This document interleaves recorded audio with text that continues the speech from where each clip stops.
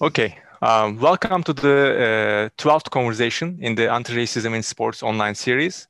The series is organized by O Seminars and Alan Savunması and supported by FairNet as a Black Lives Matter in football activity. The purpose of this series is to contribute to the international dialogue on the ways race affects sports and movement practitioners and to seek ways to dismantle it in and through sports.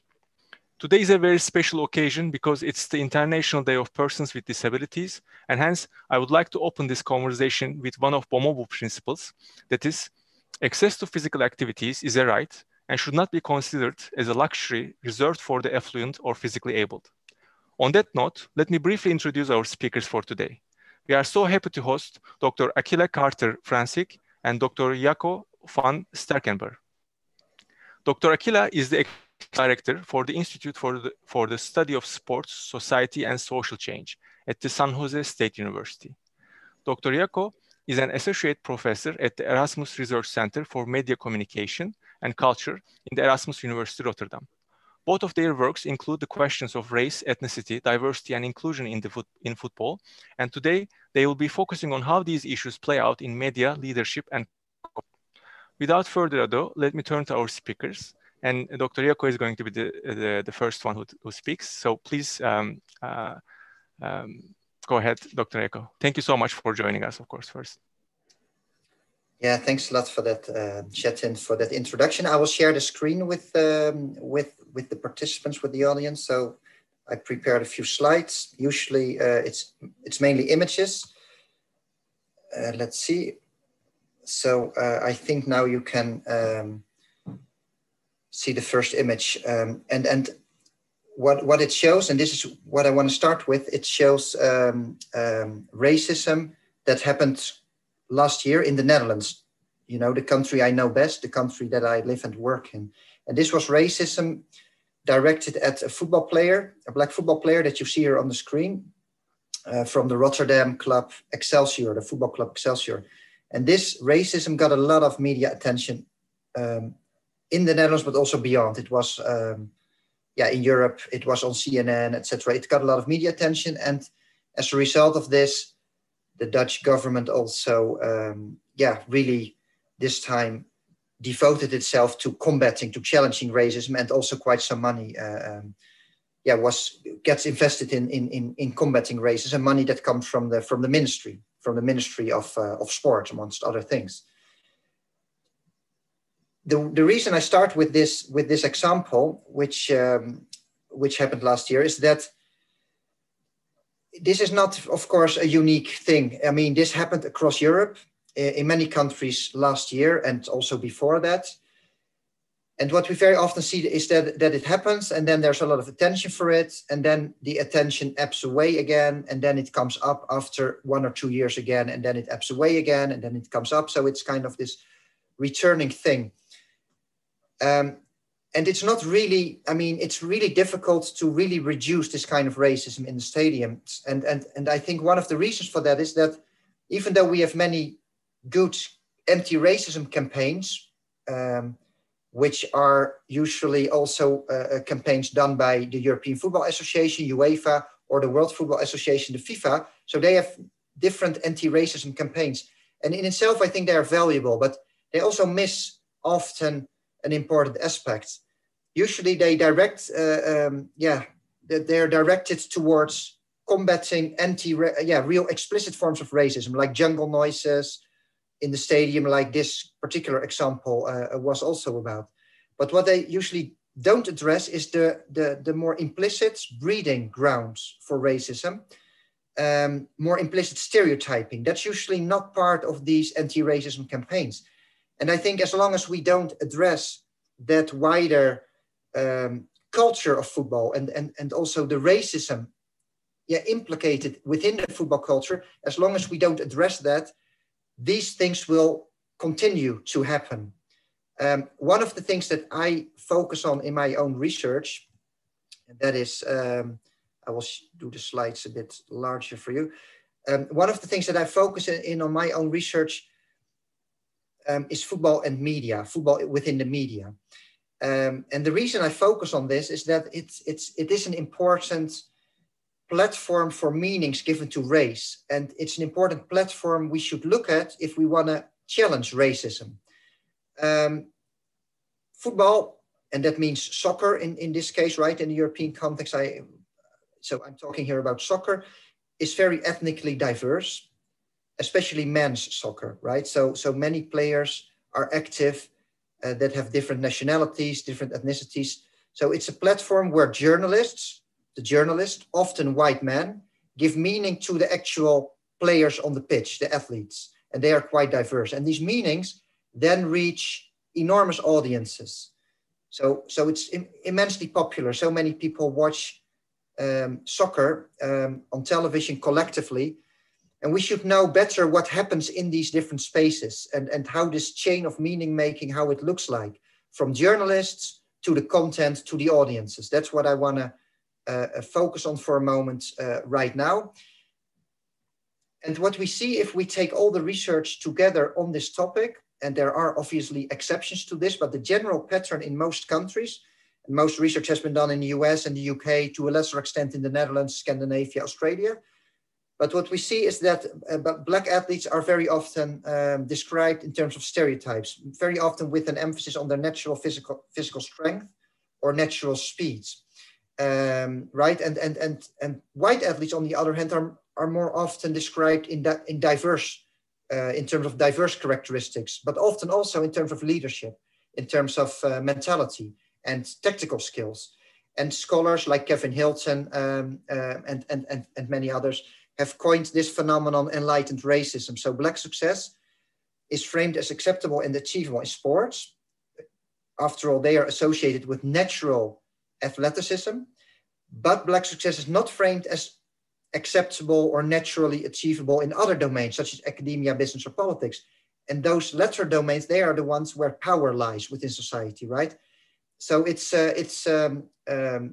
even though football is often considered innocent entertainment, many things are happening there in terms of meaning making, and meanings given to race are not that innocent when you look at the patterns and when you look at the stereotypes. And these stereotypes may also limit minority ethnic people in society or in sports. For instance, these stereotypes find their way into living rooms, right? We know that many of these media discourses, that they are also accepted and internalized by people who watch television, fans, football fans. And I've done a lot of research into this. I've done many focus groups in the Netherlands and England, in particular in those two countries. And what we see there is that audiences, fans, also use the same stereotypes.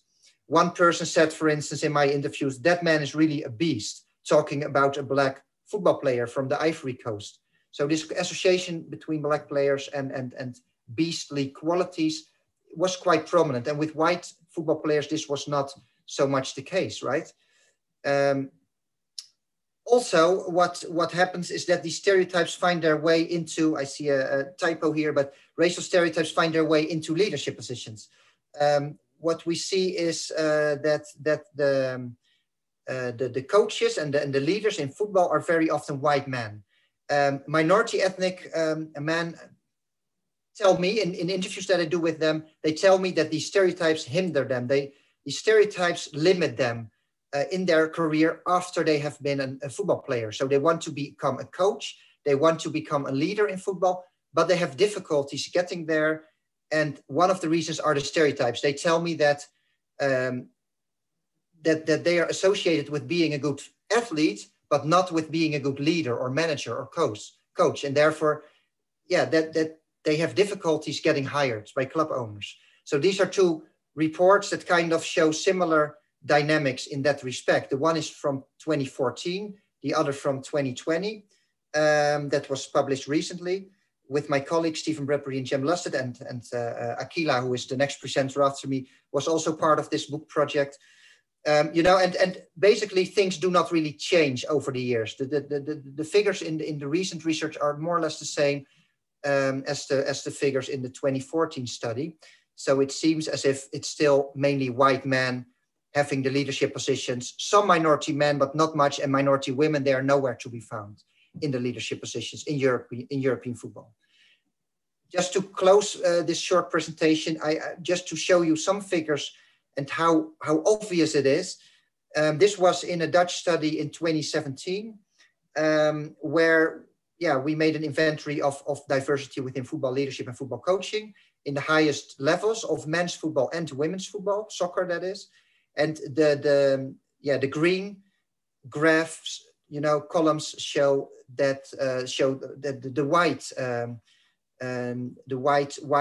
white man and in the leadership position, but also in the coaching positions. So it shows how often white people, occupy these leadership positions, and only 3% or 2% are of a minority background in the highest 2 divisions in the Netherlands.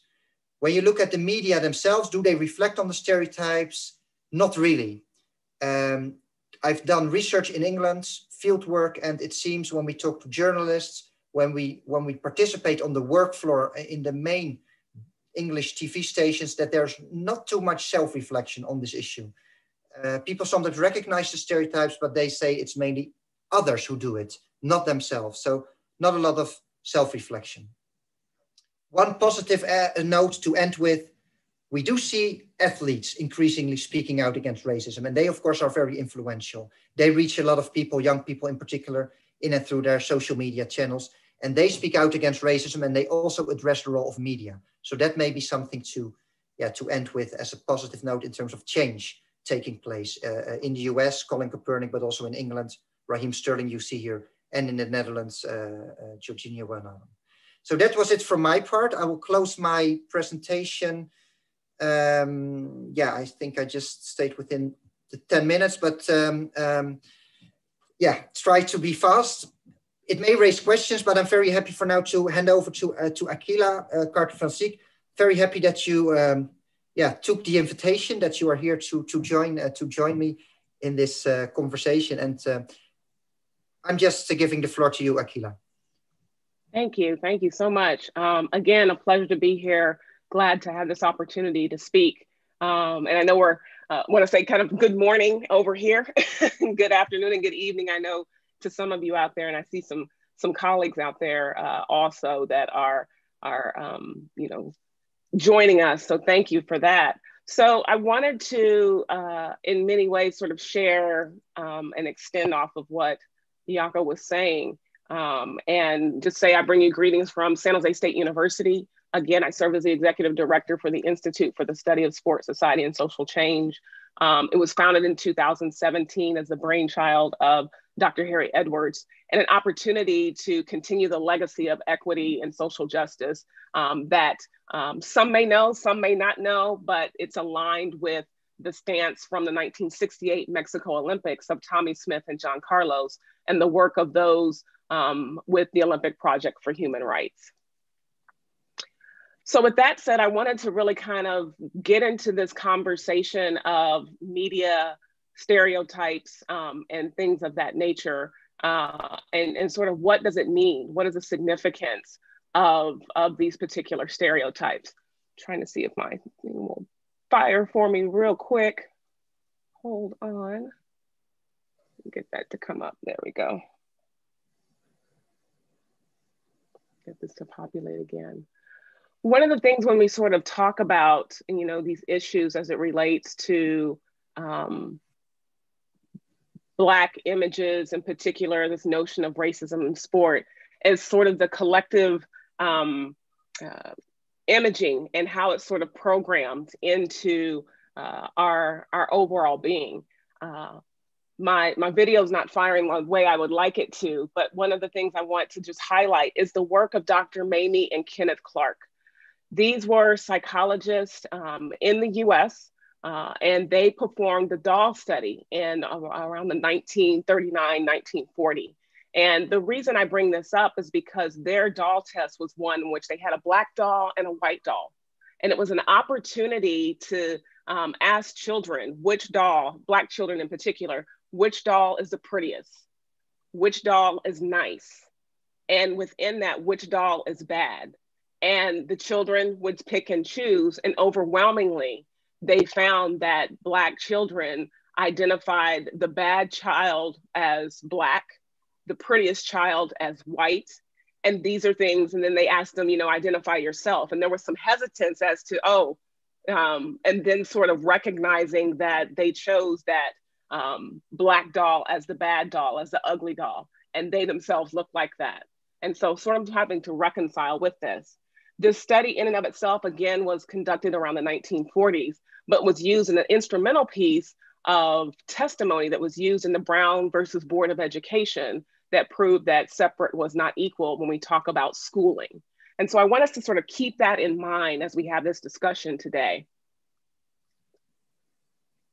And so really wanting to get into this notion of the media, sport, cultural complex, talk about intersectionality and race, media, and leadership.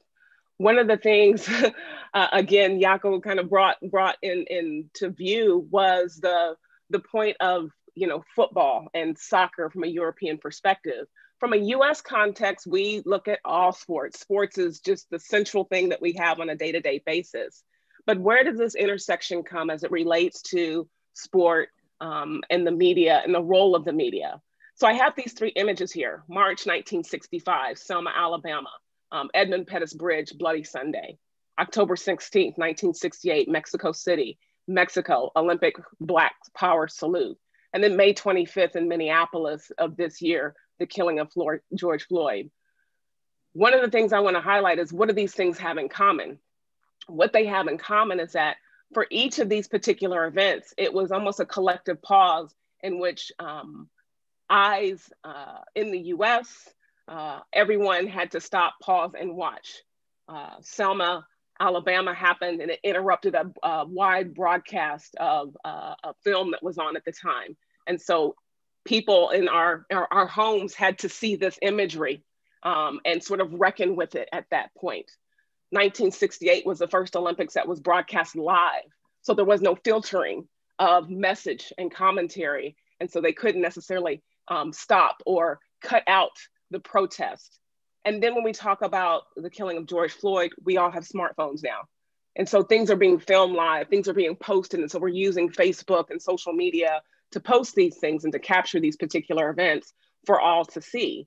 And at the same time, we're in a collective pause, I feel, when we talk about this being in COVID at this point in time, where we're home, shelter in place, and all we have really is the TV. We're not in the hustle and bustle of day to day. And so we have to sort of come to grips with those realities. And so a lot of what Jacco talked about was this notion of this media, sport, cultural complex, and this interdependent relationship between sport organizations, media conglomerates, and advertising individuals, and how they really work together, right, to promote these images, whether it be print media, broadcast media, and again, this advent of technology when we talk about Facebook and social media, and where many people are getting their news from. One of my great colleagues, you know, she tells me, she's like, I just finished watching Facebook news. And so how are they getting that information?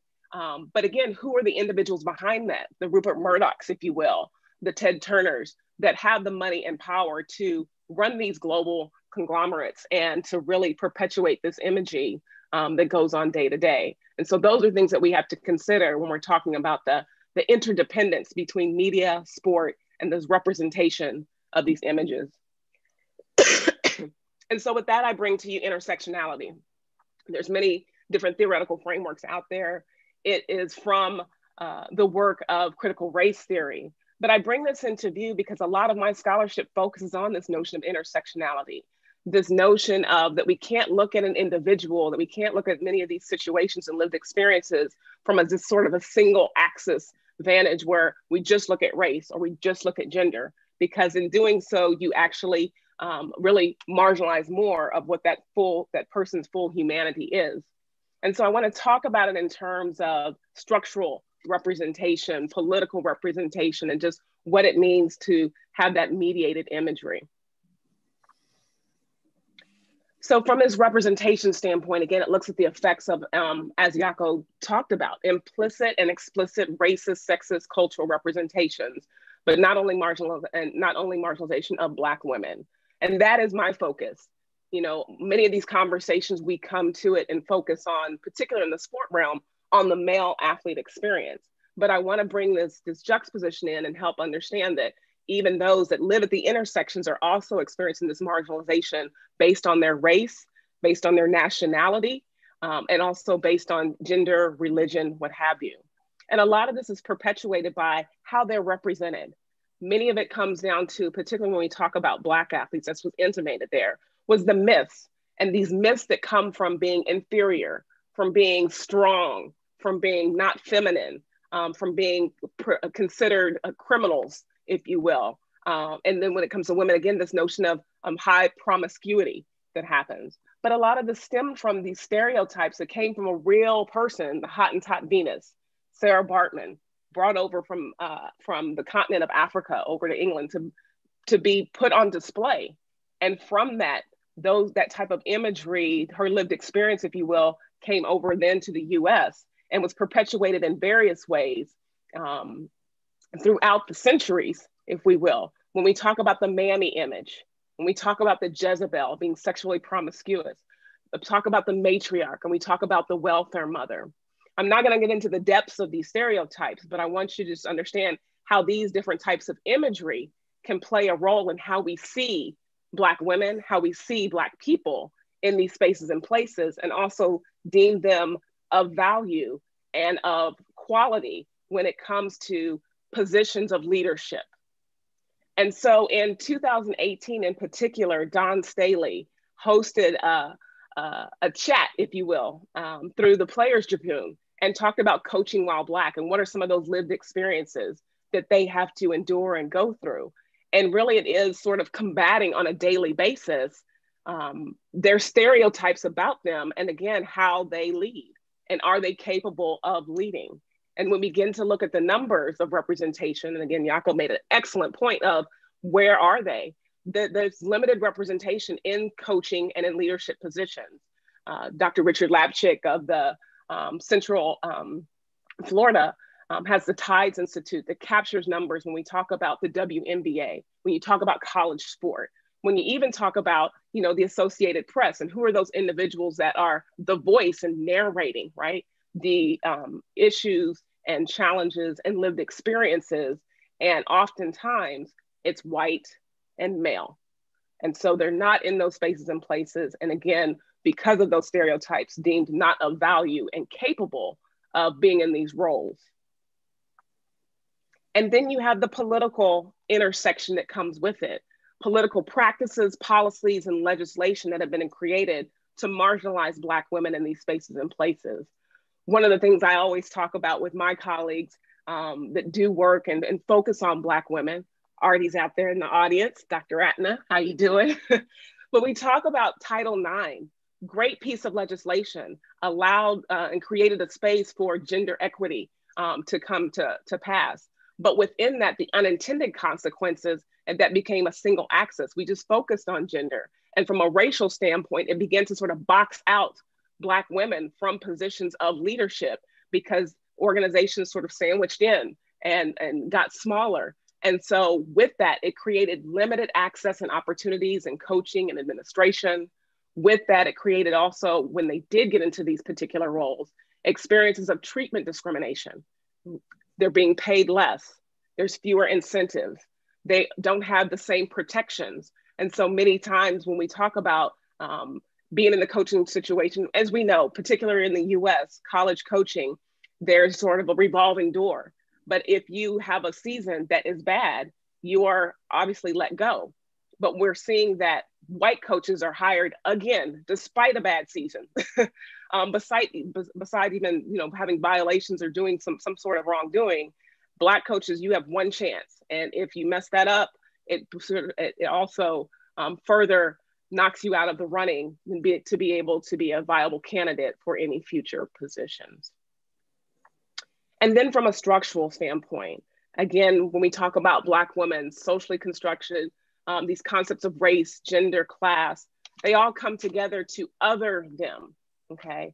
So not only in the sports spaces, but when we talk about their access to education, quality healthcare, and even housing. And some of these things came up even in some of the lived experiences that I know Serena Williams has talked about in her experience as being an athlete, but also being a mother. But in the structural component, we see this reproduction of culture whether it be homogeneous or homologous reproduction that's taking place. Again, it's saying that only this type of candidate can be in this role, only this type of individual. Again, being othered, being Black, being race, being gendered othered, we see that, again, these women are boxed out of these places. Black males have these same sort of lived experiences, Indigenous individuals, and other racial minorities as well. And so what happens oftentimes is that there's limited structural policies and programs that take in place. And so we may see one or two Black coaches in these positions, but it's oftentimes in positions that don't have power. So they're deemed more as token positions. We just need a figurehead to say, hey, we brought you in. And at the same time, there again is that, as we talked about, that glass ceiling effect, and that you can only go so far in this, in the ranking of your leadership. So the highest rank you may get is an assistant coach position, or just a head coach's position, and not an athletic director when we think of college athletics, not the CEO of an organization. And so those are some things that we have to think about. But again, how is that reaffirmed within the media and within the media interactions that take place? So what is the power of the media? When we think about it from an intersectionality standpoint, from a critical race standpoint, Jacco has done a lot of work. Kevin Hilton has done a lot of work speaking to some of these things. These are some things I want to remember, because as much as we can talk about the bad, as much as we can talk about the challenges that are faced, I think it's also that we begin to provide some ways that we can do some reflection, as talked about in our day-to-days. And so the things I think about here are providing examples of these particular concepts. So not only our young people that see this imagery of bad, of not good, of physical, not intelligent, that they're able to sort of recognize some of these issues and sort of define, analyze, review what's been perpetuated and begin to push back against that. So providing examples of these particular concepts, beginning to identify different media stereotypes in which they only say, hey, you can only play football, you can only play, run track and field, you're not able to be a fencer, you're not able to be in a coach or a leadership position, but begin to identify some of the stereotypes that are perpetuated in the media, from imagery to commentary to what we read about ourselves. Identifying these professional stereotypes. So begin to, which I love this one here, locate stereotypes of real people, athletes, coaches, administrators in the community, and begin to juxtaposition that to what is in the media and then what we see.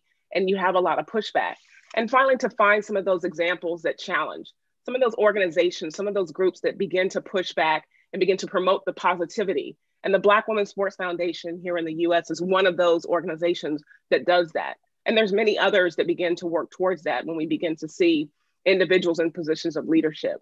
So I think we have a lot to sort of consider, sort of unpack today in our conversation. And with that, I'll end with the words of Kenneth Clark, in which he says, a racist system inevitably destroys and damages human beings. It brutalizes and dehumanizes them, Blacks and whites alike. So I thank you and look forward to our Q&A.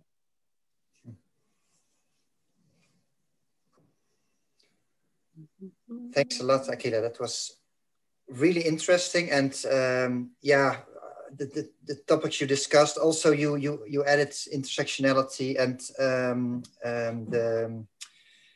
you kind of followed up on my story on stereotyping, which was a general story. You really followed up on that in an in-depth way. That was, I think, really good. And what I want to follow up for now, because how I see this is that we have a brief conversation, like 15 minutes with each other, and then the audience, of course, can step in with their questions, etc.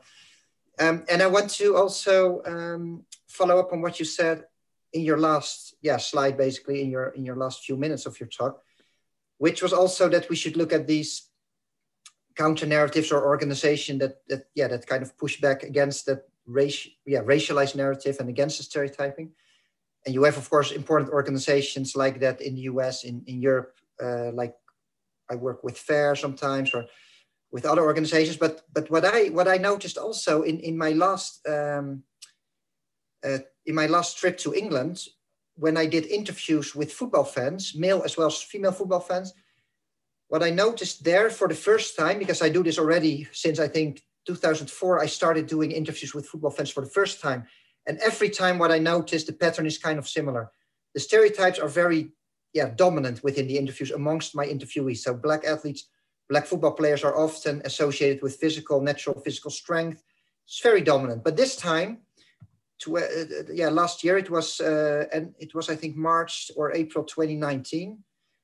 I noticed amongst British interviewees that they pushed back against the stereotypes, that they challenged the stereotypes much more often. Not always. Some respondents still use the stereotypes and reinforce them.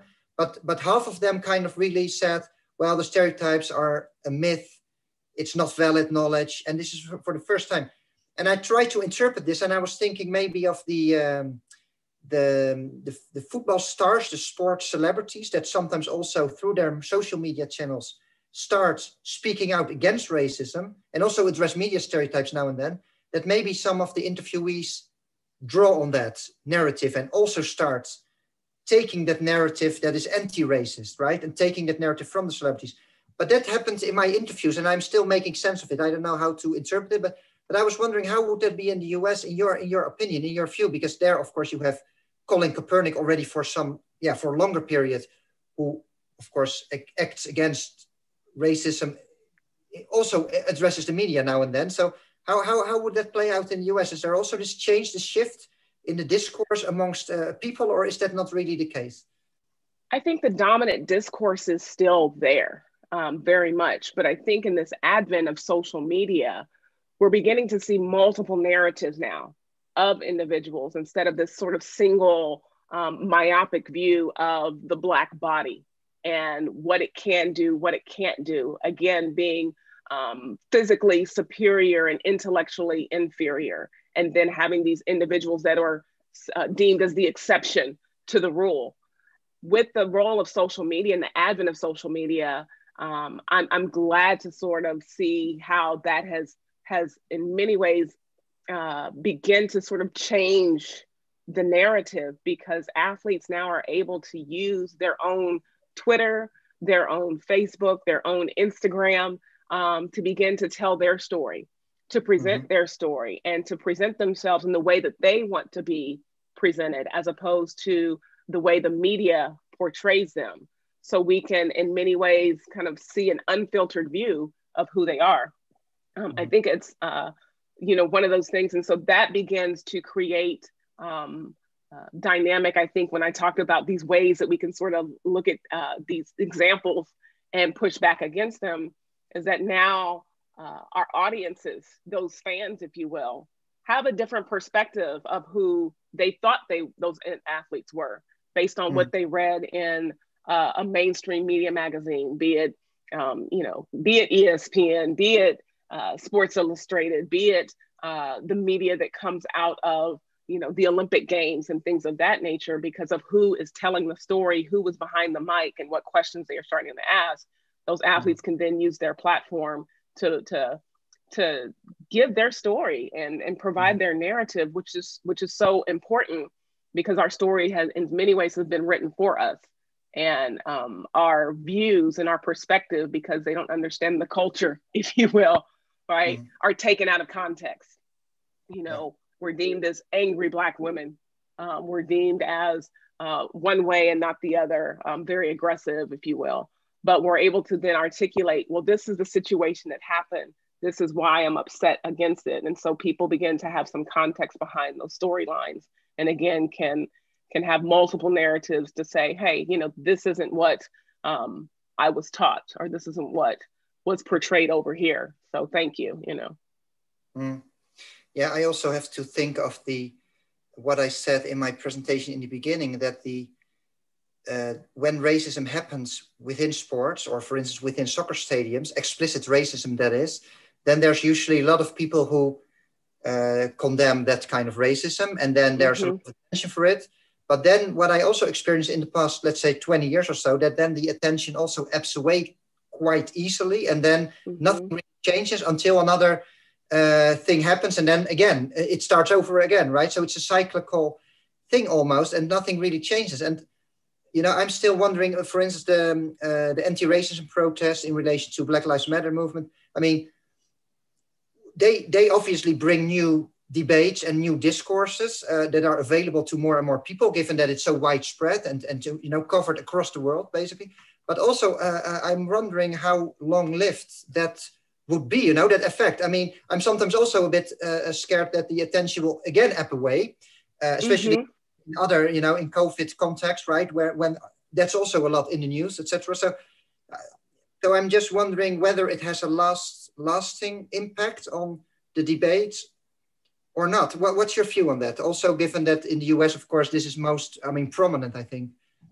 It's quite interesting. And again, sort of stemming from the work of Dr. Harry Edwards, he talks about in one of his articles, It Is Time, about these waves of activism, about the ebbs and flows, and that they usually last, 8 to 10 years as far as a run, and then again, fade away and something else, there may be a gap or a new movement starts.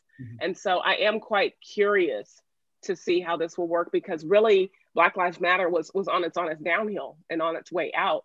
And I think the juxtaposition or the confluence, I should say, not the juxtaposition of COVID-19, the coronavirus happening, in addition to the heightened awareness and media of George Floyd, Ahmaud Arbery, Breonna Taylor, and the many, many others that sort of just kind of came and created a collective wave, caused another upswing in the movement. But again, like you, how long will this last? In some ways, I'm thinking about, the vaccine that's coming out, and when will people's attention sort of shift? One of the things, though, I think that I am appreciative of is that we have had this collective pause, and that we are seeing organizations, I hope, some performative, some reactionary, come out with these statements of solidarity, some making some shifts in policies, but will it stick? And I think it's a time that, Black athletes being in their role, using their platform, scholars like us, activists, all those come together to continue to push back against that and hold these organizations accountable based on the statements that they made, based on the promises that they gave, and just continue to challenge and push back against that. And so it's gonna be a long haul. And that's one of the things that I think I'm also appreciative of our young people coming through. And again, hence why I focus so much on our young students, our young athletes, is because it's important for them to learn about this. So in many ways we can pass, because I'm a track and field person, pass that baton to them so they can continue the race and continue to push back and use their platforms as well to push back against a lot of this. I see a wanting of it, but in many ways it's sort of trying to just continue to challenge and to put information out there and to call these organizations on what they have now promised or now said that they would do to pivot, to acknowledge and create a more inclusive culture. Some won't do it. I mean, we just had the election. So that's going to be an interesting dynamic. And even though we have, Biden and Harris that are coming into office, I think the challenge is understanding that even with the win, there were still a number of individuals that voted for Trump. And so with that said, we know that we're still dealing with some structural challenges. We're still dealing with the political policies and individuals in those spaces and places that held those beliefs that are in positions of power. So it's going to be a continued effort. Yeah, it also makes me think what you're saying now. I remember we were in a panel session with some time ago, the ISSA panel session with Kevin Hilton also, right? He was there, and International Sociology of Sport Association. And I remember his presentation was about the importance of continuously paying attention to implicit racism, to combat it, but on a continuous basis. And his argument was that what happens often within organizations is that they only focus on what he called the spectacular, right? The real explicit racism, and then they bring out a campaign or strong words. But when you really want to challenge racism, it really want to challenge it over a longer term, and that's what's needed. You need to almost on a daily basis give attention to it. And that's often, within, at least within large organizations, it's sometimes difficult as they focus on, as he called it, the spectacular type of racism, right? That we all see and that we all condemn anyhow. Given that, and given your last words a moment ago, what would you see as the main, because how can we shift this narrative in a way? What are potential avenues for the future in terms of challenging racism, also the implicit forms of racism, and shifting the narratives? What would you see there as an opportunity in the future?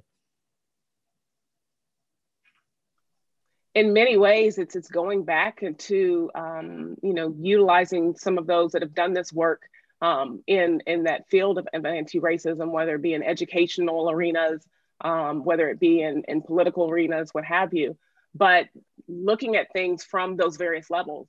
So being able to understand, what's going on at the structural level, we need to begin to identify and look at some of the policies and procedures that have been embedded into the culture and begin to dismantle that culture, beginning to identify some of the hidden patterns of behavior that are deemed as tradition, right? Mm-hmm. Deemed as this is the way we've always done it, to understanding that these are also undergirding and supporting these racist practices, these racist undertones that are difficult to call out when we come to some of the legal cases and legal battles, because mm-hmm. it's not overt. It is hidden, it is embedded with, oh, well, they didn't meet this particular quota. Well, you didn't allow me an opportunity to have access to or have an opportunity to participate in. And so those things become hidden in the dynamic of the day-to-day work. And also really ensuring that when individuals go back in, organizations go back in and look at the policies and practices that they've written, and were these written in a space of equity? And so those are some of the structural things that we need to understand. From a political standpoint, beginning to understand, what resources are utilized to sort of craft these policies. So many of these organizations needing to go to some of these sources, and these organizations that have been boots on the ground for decades, which is one of the things I think we tried to highlight recently in our conference at the Institute. We had a Sports Society and Social Change conference that really sort of to speak to, here are some organizations that are doing the work. Here are some best practices on how to make the shift and pivot.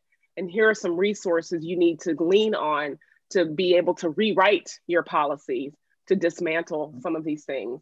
And then in many ways, as we also talked about this notion of reimagining, to be able to develop new approaches and new ways to promote and market our diverse athletes for diverse populations, so they're understanding and we're not living in these spaces of stereotypes and really perpetuating continual myths about that go on.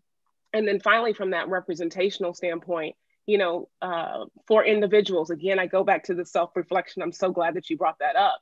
But that notion to kind of look at the historical roots of these myths and stereotypes and begin to unpack them and how they manifest in today's space, how they manifest in the print media, how they manifest in the way that a commentator is articulating the skill set of an athlete, and to begin to also unpack how this begins to influence the day-to-day practices that they have, and and the attitudes that people carry with them, and the behaviors that they reproduce in many spaces that create these biases, that create these efforts to sort of push back and really create atmospheres where people of color, Black folks, Indigenous individuals feel devalued in those spaces. And so we have to, at the end of the day, remember everyone's humanity in these spaces. So that's what I was saying. Yeah, well, that's a great sentence, I think, to also close. I completely agree with what you're saying. Thanks a lot for that. And also it gives some ideas for the future, right? To work on. And so what I would like to do now is also give the floor. We have still 15 minutes. So what we kind of discussed, Akilah and myself and the organizers, of course, is that there is also room, of course, for questions from the participants. So I would say, if there is a question, please ask them, and maybe there's the moderator who will ask them to us. And if not, I have a question, Jacco. Can you hear me? I've tried to put my video on, but I can't actually put my video on. Oh no, there I am. We see you. Hi. Hi, Artie. So lovely to see you both. Yeah. So I loved this conversation because I think both of you talked about the legacy of dominant stereotypes. And it's so painful that even now, we still hear them all the time. Mm-hmm. You know, somebody in the FA recently talked about how, you know, if you do see Asians, you don't see them playing football. They're going to be behind the IT desk or something. I was like, seriously, the head of the English Football Association, did you just say that? Mm-hmm. So I love the fact as well that, you know, Akilah, in yours, you were saying that, you know, it's really good to kind of speak back to these images and show, you know, a more heterogeneous kind of representation of Black communities beyond the stereotypes. That is so important in terms of representation, because, you know, at elite levels of sport, we don't see that. And then, you know, I was thinking about while you were talking and in this conversation that you had, that, you know, Crenshaw also talked about basements and intersections. And it seems like, you know, some people can get through the basement. Like there's this glass ceiling, like Akilah was saying, and it shifts depending on your race, gender, ethnicity, age, sexuality. And this gap emerges, and like maybe one Black athlete can get through this. But it's always got to be, you know, you've got to fit the whiteness of the space in some ways. Because once you start asking questions to make your institutions of sport accountable, it's almost like suddenly you're pushed back into the basement and the bloody glass closes over you. Yes. And I've been thinking about this so much because, you know, quite often when you talk about racism and racial stereotypes and implicitly how they continue to manifest in the system, and I think, Akilah, you know, you were referring to this in terms of traditions, you know, and Jacco, when you were talking about the more implicit type of racism, it brings out white hurt and fragility and or white guilt. And it's like, so you're either dealing with the white person's tears, or you're dealing with, they're so fucking angry that you've said this to them. You know, they want to get you. And like, ironically, like for me, they probably want to put me in the Asian woman passive category, but they can't. So even myself, I see myself as the angry Black woman, even though I'm not Black.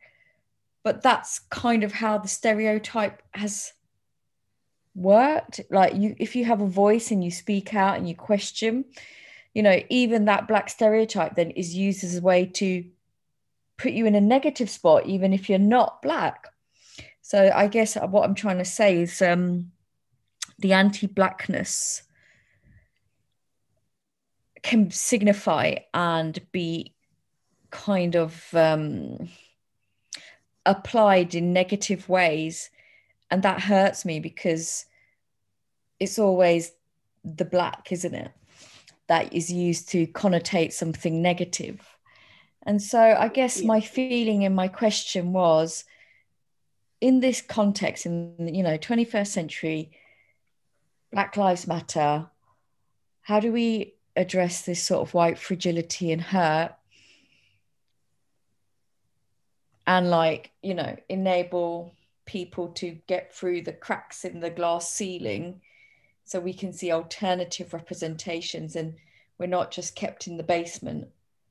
Because in the basement, we know there's a diversity, don't we? Yeah.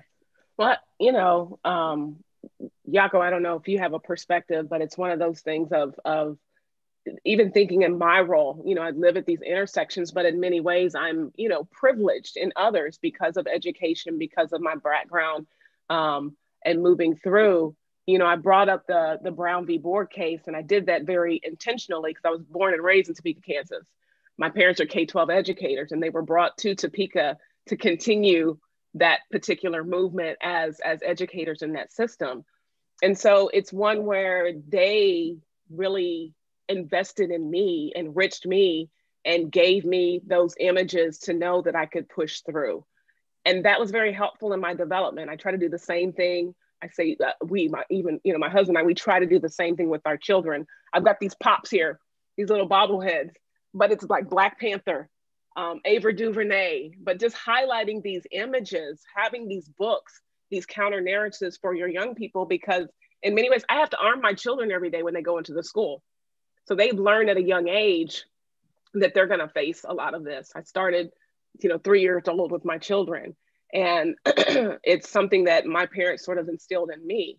But that's the type of thing I kind of speak to that then, but even now, we go into these spaces with this armor on a daily basis. Because as you said, even getting through just one of us, we face another layer of stereotyping, another layer of challenge and pushback. And so it is going to be surrounding those individuals that move up through those ranks and continue to support them, those Black individuals, those persons of color, because we need that support as opposed to the sort of that crabs in a bucket pull you down. And then continual allies to support that don't look like us, that can help push back as well.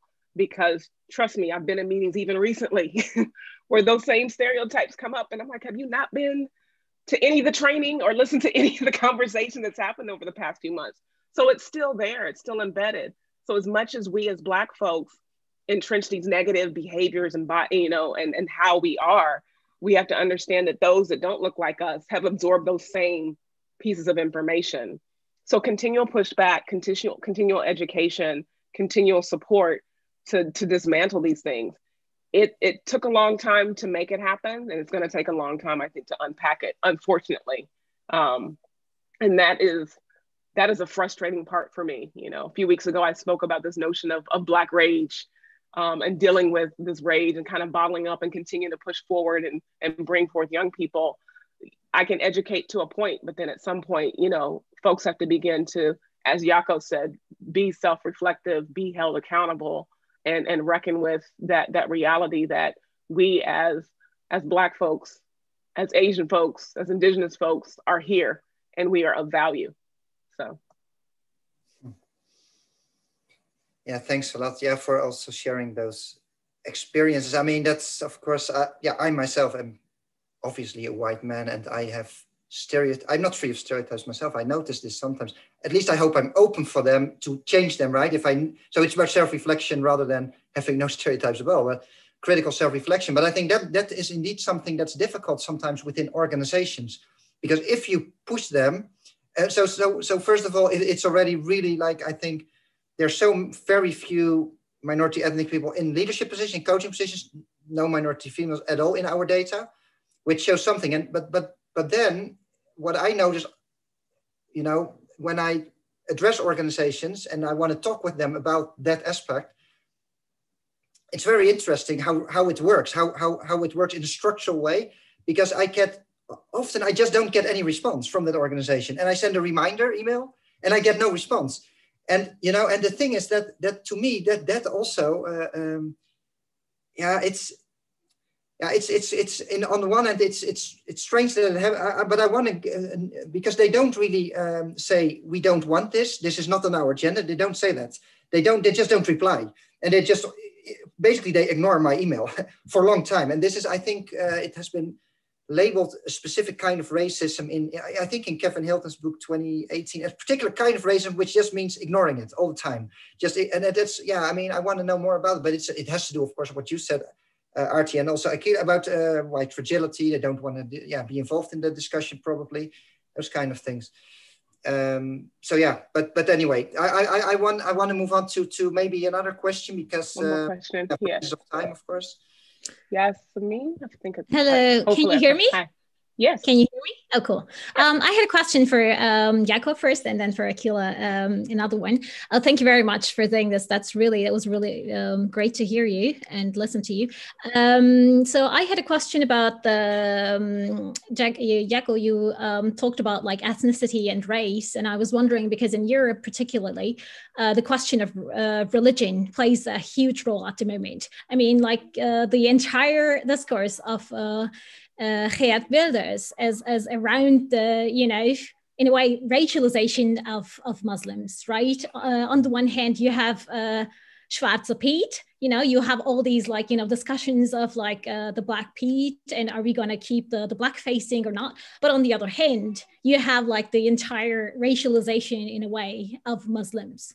So I was wondering if it did play a role in your work, how these, like, you know, speaking about the intersections, how do you see these, like, you know, entanglements, how the race and religion play a role within the field of sports and media. And Akilah, I had a question about the intersectionality and the question of class, which has been posed a lot lately, right? I mean, the 10 years before the famous article by Kimberly Crenshaw was the book by Angela Davis, right? Class, women, and also the entire discussion of, like, you know, race. And what Angela Davis does remains within a Marxist-Leninist perspective, right? I mean, at the end, she has a dream, and that fits into an entire transformation of the world in a certain way. So I was wondering if, because it has been critical race theory and intersectionality, I think wrongly, has been under attack for neglecting race. In a certain way. But at the same time, I feel like a lot of people, they start the terminology and genealogy with Crenshaw, which actually goes back to a further, in a way, line that is, I don't know why, not mentioned that much. So I was wondering if there was this, like, you know, loss or danger of, like, you know, losing this line back to the class line that is, like, you know, very much actually has been part of the intersectional, the way we think intersectionally. So I was wondering what your take up on this question. Thank you very much again. Okay, thank you. Akilah, shall I give you the floor first, and I will go after you? So that's... Oh, okay. The last question is fresh in your mind, I think. And then I must say I have to leave at around 6:05. So, but I think I will be able to answer, obviously. But then when I leave, I'm. That's the reason I really have other things at home that I have to go to. But anyhow. I'll be brief. Yeah, I'll be brief. And I welcome the opportunity to continue conversation offline too. But I think, you know, that's the thing, is this notion of intersectionality. I see, obviously, the class question. I think it also depends on the context in which you live. When we're talking about the US versus other countries and how race plays a role, how gender plays a role, how social class, how religion, how those things sort of manifest in those various spaces. You know, I utilize Kimberly Crenshaw, I utilize the work of Black feminist thought, the Combahee Collective. So I draw my connection back then, the scholars, when we talk about critical race theory. Race is a central focus of the things that I do. I think, you know, class in many ways has been, at least from my teaching, my learning has always sort of been favored over race and saying, oh, it's more of a class issue. And, you know, again, that's why I've adopted this notion of intersectionality when I examine certain issues, because we have to look at how these things play out in different environments, in different contexts. And for looking at issues of hiring and hiring practices and employment, intersectionality does play a big part in how things are experienced by Black folks and others that live at those intersections. And so the structural dynamic of it, how these things, again, have been embedded with good old boy system, you know, how these things have been practiced with with patriarchy, how these things have been practiced with supremacy, white supremacy, white privilege, if you will, plays a key role. And again, how those policies were laid out in the first place when we talk about how we hire. So, you know, within the US, you have the Rooney Rule that says you have to hire a person of color. So we have those particular pieces of legislation and policies embedded within these organizations because these are how things have been manifest. But I think there's multiple ways to begin to look at and unpack those lived experiences for others. So, but no, I continue to, you know, would love to talk with you more offline. I know we've got some time constraints, but please reach out to me and I'm happy to have the conversation. Yes, thank you also for your question, Yasmin. So what you were referring to in your question was the dimension of religion and how that would play out or intersect with race and ethnicity and in the process of othering. Well, this is exactly one of the things that I'm actually researching in a large project right now for Europe, basically. So we're studying different countries in Europe with a different history in terms of race, but also in terms of their composition. And what we want to do there is to see what constellation of markers like race, ethnicity, religion, but also other things, maybe also like social class plays a role, which constellation of markers really together in Europe makes the other and makes the norm. And because this is in a way, different from the US, probably, well, this is what we will want to figure out. So, but religion obviously plays an important role there in that constellation of markers. And what I see in my interviews with football fans, for instance, and many of them also talk about football players of Moroccan origin in particular, because, but also some talk about players of Turkish, although in the Dutch competitions, mainly players of Moroccan origin who dominate and who are part of the national team, let's say. But what we see in the Netherlands, let's say in a general way, is that what you're saying is the racialization of Muslims. You were referring to that. You were referring to, well, maybe not, but in those terms, but ethnification of Islam. All these terms have been discussed in literature, of course.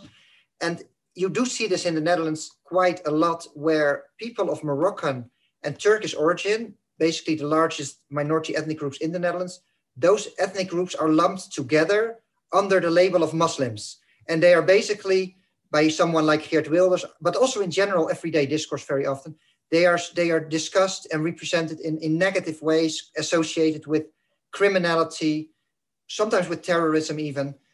And what we see in the football discussions that I have is that this comes back. So the players of Moroccan origin in particular are also associated with criminality, but not so much in an explicit way, but rather players of Moroccan origin are described as having a good technique in football, but they are also associated with street culture. That's what the respondents literally say, street culture. And that means to them being egoistic, self-centered, and sometimes difficult, right, for others.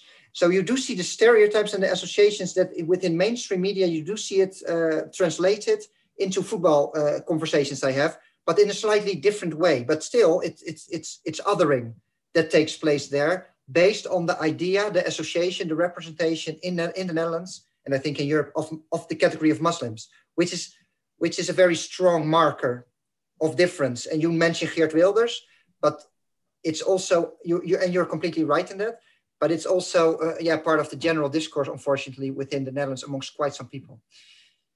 So yeah, thanks for that question. That was a good one. Sorry for interjecting and stopping the great conversation. We agreed early on that we're going to stop at 8 sharp, and it's almost 8:05. So, moderator, I'm just going to jump in and slowly close the presentation. First of all, thank you so much for the presentations and this great conversation and the great questions. There are several comments on YouTube. Some of them are actually stating how the presentations were great and how it was helpful for them. And there is actually a question in YouTube, and there's actually another question here on the chat board, but I'll be copying them and pasting them under the recording, the conversation, so that the conversation can continue there. And I'll be sending the recording link to Dr. Jacco and Dr. Akilah. And if you care to continue the conversation and maybe respond to those questions, that would be wonderful. And thanks again to everyone and for the conversations. Unless you have a last comments, closing comments, Dr. Akilah, Dr. Jacco. No, I mean, I would just say, one, again, thank you for having the opportunity to speak here today. Thank you for the great questions and the ones that I see in the chat. I'm excited to dive into, but I think it's one, again, where we have to continue to challenge the dominant discourse. And like many of these athletes have use our own platforms to begin to push back and to, you know, highlight these images of positivity that we've seen from the diverse array of wonderful, beautiful, talented athletes, coaches, sport leaders, scholars that are here on the screen that are doing some great work, so we can begin to, again, support one another in these efforts to dismantle racism.